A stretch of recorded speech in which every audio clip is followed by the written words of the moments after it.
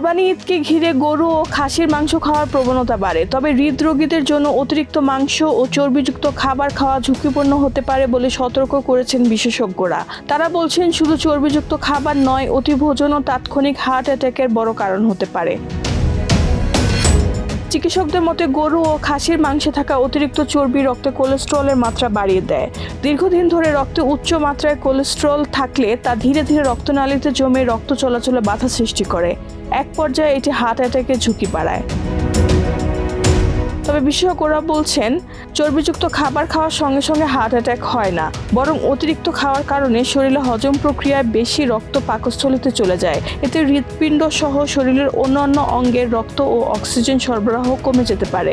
বিশেষ করে হৃদরোগী ও স্থূলকায় ব্যক্তিদের ক্ষেত্রে এই ঝুঁকি বেশি। চিকিৎসকদের পর্যবেক্ষণে দেখা গেছে, ঈদের সময় অতিরিক্ত পোলাও মাংস খাওয়ার পর অনেক হৃদরোগী হার্ট অ্যাটাক নিয়ে হাসপাতালে ভর্তি হন। একইভাবে অতিভোজনের কারণে অন্য খাবার খেলেও হার্টের সমস্যা দেখা দিতে পারে।